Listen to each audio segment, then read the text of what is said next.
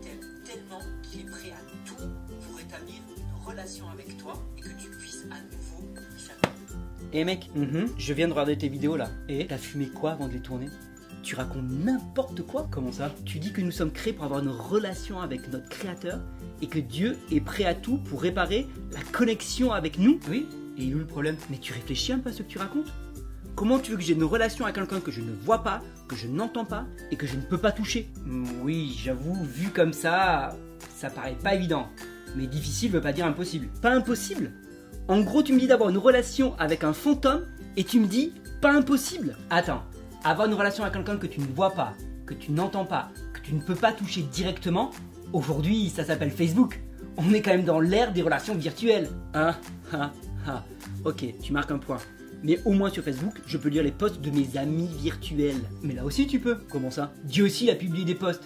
Et si tu veux les lire, ils ont tous été regroupés dans un livre. La Bible. La Bible? Mais t'es malade? T'as vu la taille de ce bouquin?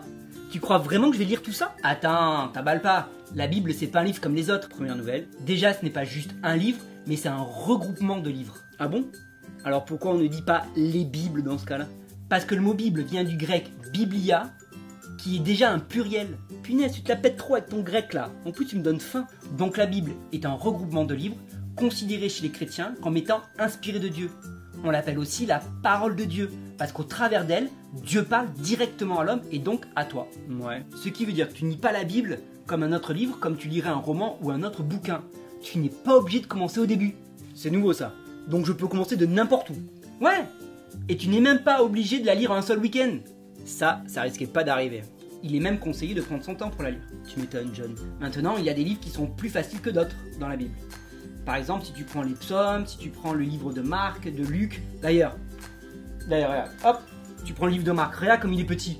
Me dis pas que ça te fait peur à lire ça. Ça passe. Mais pourquoi je lirais ça au final? Ben quand tu veux connaître quelqu'un, un des moyens c'est de lire sa bio, ses ouvrages. Par exemple, si tu voulais en savoir plus sur Steve Jobs, vu qu'aujourd'hui ça va être un peu compliqué de le rencontrer, ça c'est sûr. Tu vas te documenter, lire les articles, les livres qui ont été écrits par ceux qui ont passé du temps avec lui. C'est pas faux. Ben la Bible, elle sert à ça.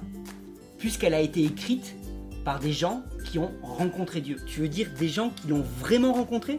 Ah oui. Si tu prends Moïse par exemple, qui a écrit une bonne partie des premiers livres, tu verras en lisant ses écrits qu'il a vraiment rencontré Dieu et qu'il lui parlait comme on se parle en ce moment. Et c'est un truc de ouf. Ben oui, c'est un truc de ouf. Mais si tu veux, la prochaine fois, je donnerai un peu plus d'explications. En attendant, essaye de lire un de ses livres. Par exemple, le livre de Marc, qui est tout petit. Pourquoi pas, mais où est-ce que je le trouve au final? Tu blagues là? T'es pas sérieux? Ben si. Pourquoi? La Bible, tu la trouves partout aujourd'hui. Tu peux la télécharger sur ton smartphone, tu peux la lire sur internet. Il y a même des sites qui peuvent te l'envoyer gratuitement. Ah bon? Et si toi aussi t'es intéressé, je te mets les liens dans la description pour que tu puisses la télécharger ou la lire sur internet. À bientôt. Et voilà, c'est le moment de s'abonner à ma chaîne, donc n'hésite pas à cliquer sur le petit rond au milieu pour t'abonner directement et ne pas rater les prochaines. Laisse-moi des commentaires, laisse-moi un gros pouce bleu si t'as aimé et partage aussi cette vidéo à tes amis.